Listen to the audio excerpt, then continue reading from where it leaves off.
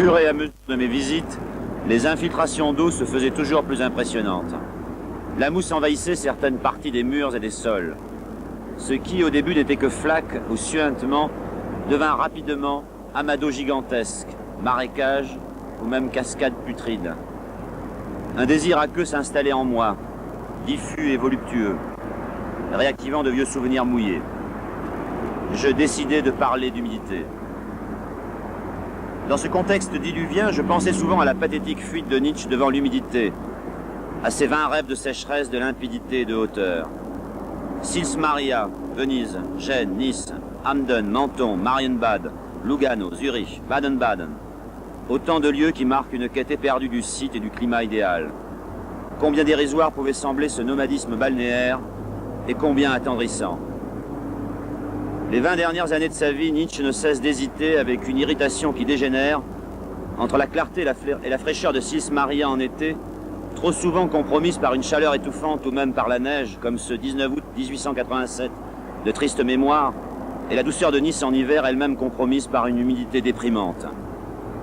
Alors qu'il rêve des hauts plateaux mexicains surplombant le Pacifique, Nietzsche, hormis quelques saillies au sud, Rome, Naples, Messine, au nord, Berlin, Leipzig, à l'ouest, Paris, tourne en rond entre le 43e et le 46e parallèle.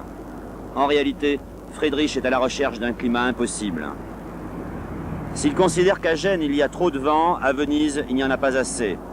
Nietzsche croit préférer les douces brives niçoises aux moiteurs et humidités vénitiennes. Dans une lettre à Peter Gast, datée du 8 septembre 1887, il dresse même un tableau comparatif des températures de Venise et de Nice, ainsi que des journées d'absolue clarté. Mis à part le fait que c'est une ville qui ne pue pas, et ceci contrairement à Venise, Friedrich avoue également détester Nice, ce stupide morceau de Riviera, calcaire et pauvre en arbres. Si j'étais attendri par ces pérégrinations climatiques, à mettre au compte de son incessant désir de faire varier les perspectives, cela me fait immanquablement penser au « je suis bien partout, sauf là où je me trouve » d'Oscar Wilde. Je n'avais quant à moi jamais suivi Nietzsche dans son idéal de sécheresse, ce dernier allant jusqu'à proclamer que seuls les lieux secs, Florence, Jérusalem, Athènes, Paris, la Provence, étaient générateurs d'esprit et de génie. Métaphysiquement, j'étais un partisan de l'humide, des averses, des hurricanes, des willy-willy, des inondations, des bains de boue à Dax, des pluies tropicales, des tornades, des villes d'eau, des marécages au clair de lune. Souvent, je me répète à moi-même cette réflexion d'un ami amateur de pluie et de paradoxes. Le beau temps, quel mépris.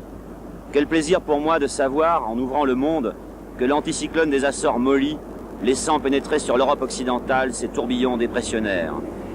La Méditerranée m'ennuie avec sa stabilité, son uniformité, sa lourdeur maternelle, sein et berceau de notre civilisation, son goût immodéré du commerce, du cabotage et de la démocratie.